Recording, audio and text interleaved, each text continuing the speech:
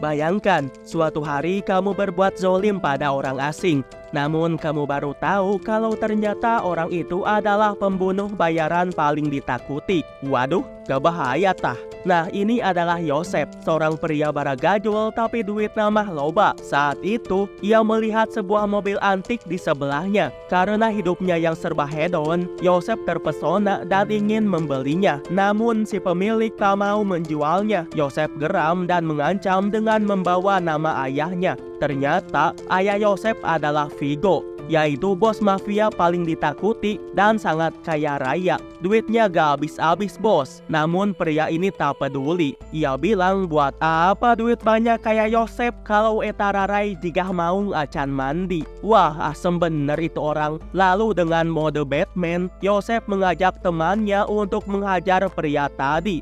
Mereka sangat kejam, bahkan hewan peliharaannya pun tak luput dihajar sampai meninggoy. Yosef pun mengambil mobil antik itu dan ingin memodifnya di bengkel langganan sang ayah. Yosef lalu menceritakan tutorial dapat mobil gratis. Namun Yosef malah kena bogem. Rupanya pemilik bengkel mengenali siapa yang punya mobil. Yosef tak terima dong. Bapak gue harus tahu ini mah. Yosef lalu menceritakannya pada sang ayah. Namun bukannya dibela, ia malah kena bogem lagi. Apa sekali emang itu bocah. Sekali lagi kena bogem, pasti dapat piring cantik ini mah. Ternyata ayahnya sudah lebih dulu dapat laporan dari pemilik bengkel. Vigo sebenarnya tak masalah kalau Yosef melakukan hal itu. Tapi yang jadi masalah ialah korbannya itu loh. Ya ampun, bisa-bisanya si Yosef gak tahu siapa korbannya. Lalu Yosef ingin tahu memangnya siapa sih orang itu.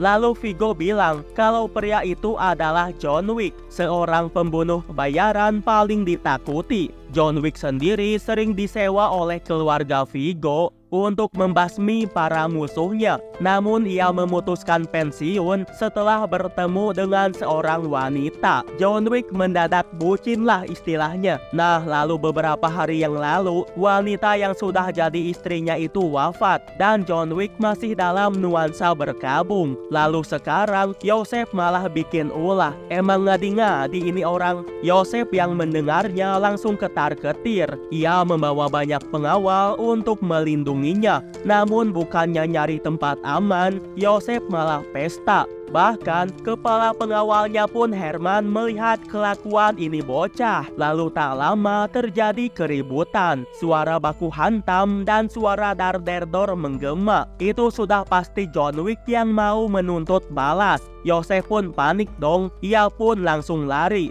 Ternyata walau tempatnya rame gini, ini orang gak ada canggung-canggungnya balas dendam. Untungnya Yosef masih bisa selamat. Soalnya dua orang temannya yang ikut operasi Batman semalam, kini mereka sudah meninggoy. Sekarang Yosef memutuskan sembunyi di sebuah bangunan dengan keamanan ketat. Namun ketika lagi santai, tiba-tiba meledor. Sebuah peluru menembus babatok temannya. Itu pasti ulah John Wick lah. Siapa lagi coba? Rajin amat itu si Mamang ngintil. Tapi tahu dari mana ya kalau Yosef ada di sini? Ternyata Vigo yang membocorkan keberadaannya. Soalnya ia juga ikut kena imbas dan menjadi targetnya si Mamang John. Ya daripada pipiluan, ya udahlah bocorin aja Yosef ada di mana. Sungguh ayah yang bijak sekali ya ini orang. Kembali ke Yosef, sejauh ini sih palanya masih aman. Namun seberapa keras pun ia mencoba kabur,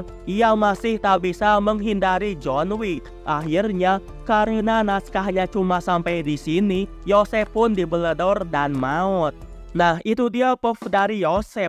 Ada sebuah pelajaran yang bisa kita ambil, yaitu kalau kita punya salah, langsung aja minta maaf. Ini mah malah nyewa pengawal. Kalau minta maaf kan bisa aja dapat diskon ya. Yang tadinya harus masuk kubur, bisa jadikan cuma masuk rumah sakit doang. Bener gak sih?